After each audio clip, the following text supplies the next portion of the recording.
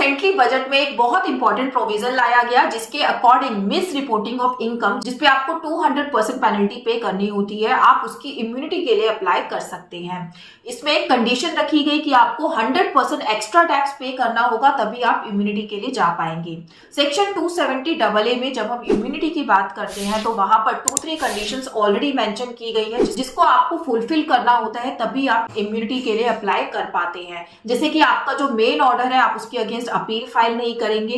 Second thing, आपकी जो liabilities है interest plus main tax liability, आपको उसको विद इन टाइम पे करना होगा।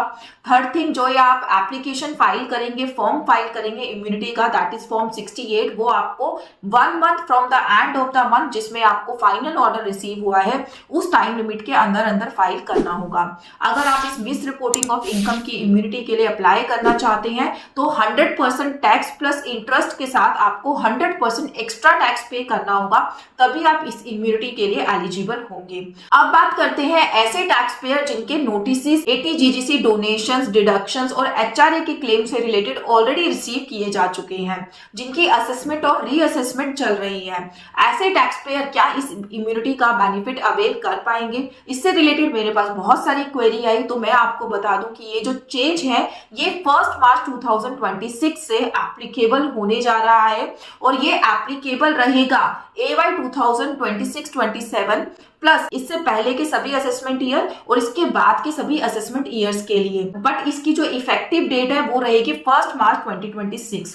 यहाँ पर एक टैक्स पेयर का क्वेश्चन आता है कि मैडम मेरा जो ऑर्डर है वो मुझे जनवरी 26 में रिसीव हो चुका है, जिसकी इम्यूनिटी मैं 28 फैब 26 तक फाइल कर सकता हूँ। उसके बाद मैं इसकी इम्यूनिटी को फाइल नहीं कर पाऊंगा क्योंकि मेरा जो 1 मंथ का टाइम है वो कंप्लीट हो जाएगा और ये जो अमेंडमेंट है ये इफेक्ट में आएगी 1 मार्च 26 से। तो क्या मुझे इम्यूनिटी मिलेगी? तो यहाँ पर मैं आपको बता दूं कि जितनी भी इम्यूनिटी के एप्लीकेशंस 1 मार्च 26 के बाद फाइल किए जाएगी, चाहे आपका ऑर्डर पहले मिले तो उस केस में तो आप इम्यूनिटी के लिए एलिजिबल हो ही, बट आपके केस में क्योंकि आपका इम्यूनिटी का विंडो 28 फैब तक ही ओपन है तो आपको भी इम्यूनिटी के लिए अप्लाई कर देना चाहिए, क्योंकि ये जो चेंज आया है ये रेट्रोस्पेक्टिव इफेक्ट से चेंज आया है। पूरे चांसेस हैं कि आपको पहले वाले केस में भी इम्यूनिटी मिल जाए।